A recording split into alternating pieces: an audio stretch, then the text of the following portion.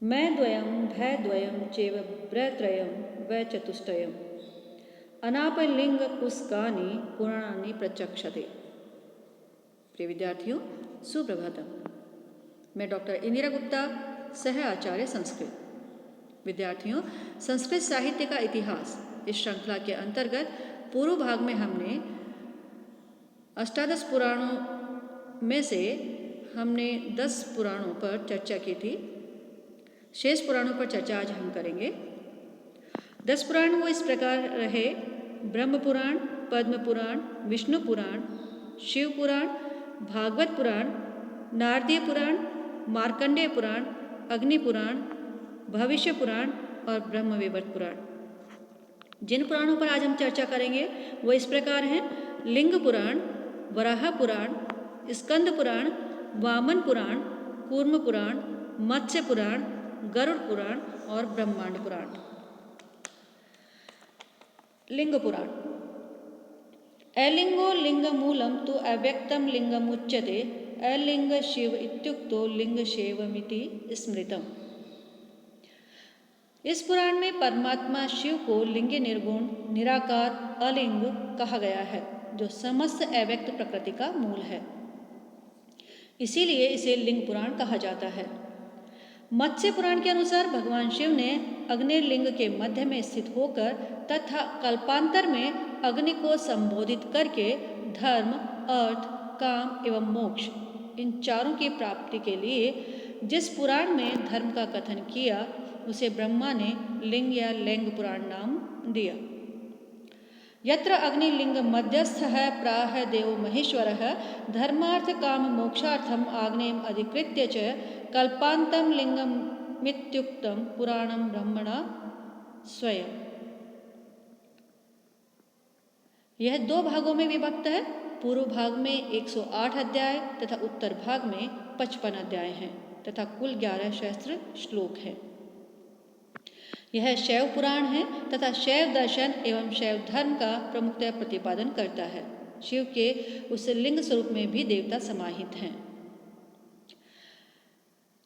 आगे का पुराण है वराह पुराण। विष्णु ने वराह अवतार धारण करके पृथ्वी का उद्धार किया और पृथ्वी ने स्तुति पूर्वक वराह से जो प्रश्न किए उन्हीं का उत्तर रूप यह पुराण है और वराह द्वारा कथित होने से इसका यह नामकरण हुआ। नारद पुराण तथा भागवत पुराण के अनुसार इस पुराण के 2 पूर्व तथा उत्तर भाग हैं तथा 24,000 श्लोक हैं, किंतु उपलब्ध वराह पुराण में 217 अध्याय एवं लगभग 10,000 श्लोक हैं। यह एक वैष्णव पुराण है, किंतु विष्णु की उपासना के साथ ब्रह्मा, रुद्र, गणेश, कार्तिकेय, सूर्य आदि विविध देवों की पूजा भी इसमें प्राप्त होती है। विभिन्न तिथियों का महत्व, उन तिथियों के देव तथा तत्संबंध उपासना इसमें विशेषतया वर्णित है। इस पुराण का भौगोलिक वर्णन अन्य पुराणों की अपेक्षा अधिक स्पष्ट एवं प्रामाणिक है। संपूर्ण मथुरा मंडल के विविध तीर्थ स्थलों के विस्तृत वर्णन, जो कि 152 से 188 अध्याय तक आते हैं, की दृष्टि से यह पुराण विशेषतया महत्वपूर्ण है। इसमें रामानुजीय श्री वैष्णव मत का विशद वर्णन प्रस्तुत हुआ है। 13वां पुराण है स्कंद पुराण। यह सर्वाधिक महाकाय पुराण है और इसमें स्कंद के द्वारा शैव तत्व का प्रतिपादन कराया गया है। स्कंद, जिन्हें कि कार्तिकेय कहते हैं, इनके द्वारा कथित होने के कारण इसका यह नामकरण हुआ है। स्कंद पुराण खंडात्मक एवं संगीतात्मक ऐसे 2 स्वरूपों में उपलब्ध होता है और दोनों में ही लगभग 81 हजार श्लोक हैं।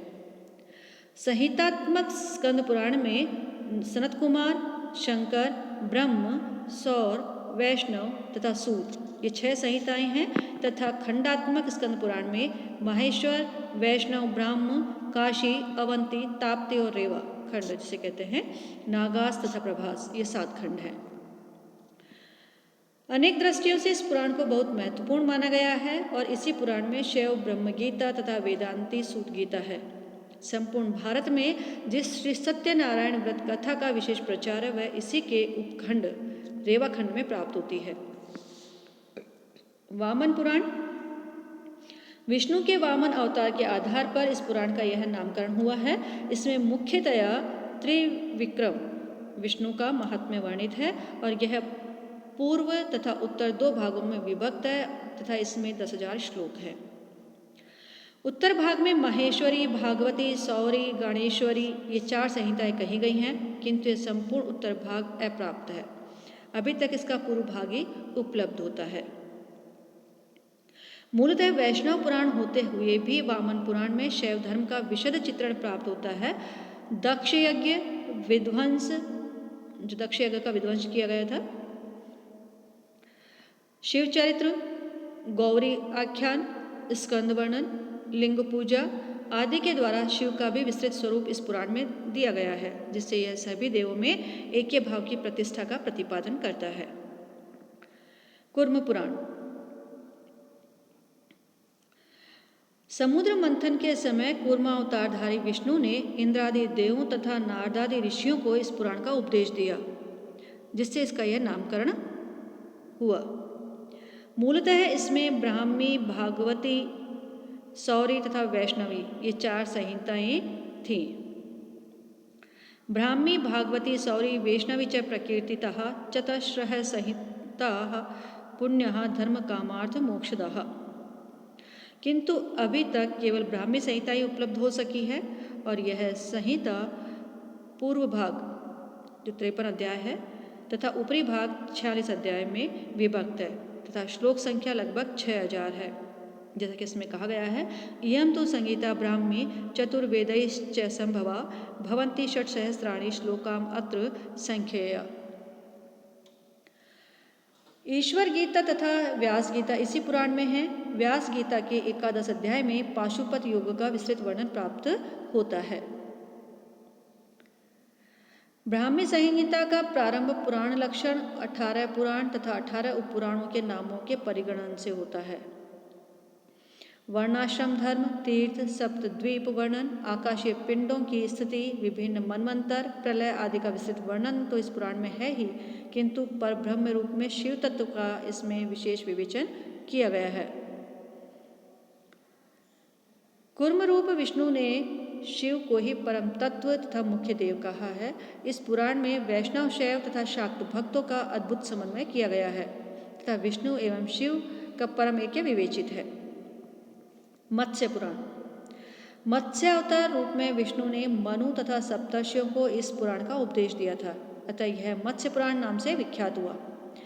इसके 291 अध्यायों में 14,000 श्लोक हैं। इसमें वैष्णव एवं शैव दोनों ही प्रकार की कथाएं प्रस्तुत हुई हैं। किसी एक धर्म या देव के प्रति विशेष आग्रह नहीं है। स्थापत्य, वास्तु एवं मूर्ति, इन 3 कलाओं से संबद्ध प्रचुर सामग्री इसमें उपलब्ध है।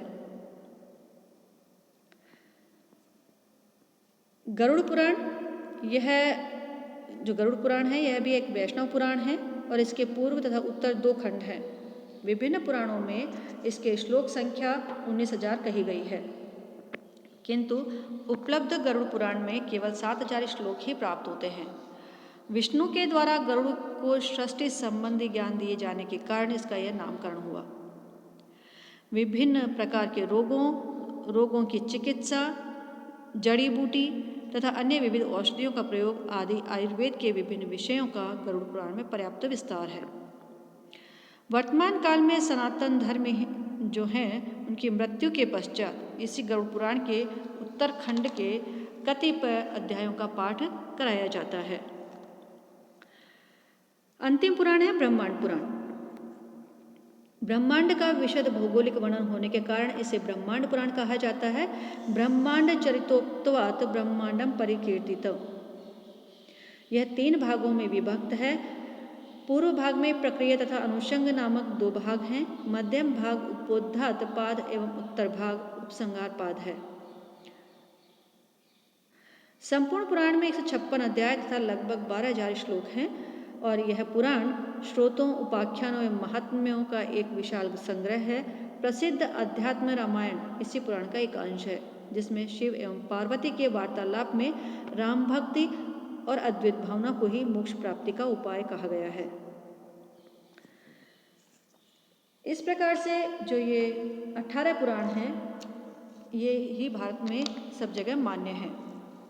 सभी पुराणों में भगवान के अनेक अवतारों का वर्णन है, किंतु जिस जिस पुराण का निर्माण जिस अवतार के नाम से हुआ है उन पुराणों में उस अवतार का सविशेष वर्णन है। परमपिता परमात्मा की प्राप्ति के लिए जो साधन वैदिक युग में शुष्क कर्मकांड की प्रक्रिया में अंकुरित हुआ, वही साधन पुनः उपनिषद व आरण्य काल में उपासना का रूप धारण कर पल्लवित हुआ। तदंतर वही उपासना पुराण युग में आते आते भगवान वेदव्यास के मंद सुगंध शीतल मलयानिल सदृश पदावलियों का आश्रय प्राप्त कर पुराणों में भक्ति के रूप में पुष्पित व फलित हुई, जिसका सौरभ आज दिग दिगंत व्याप्त होकर समस्त मानव के चतुर्दिक कल्याण की कामना कर रहा है।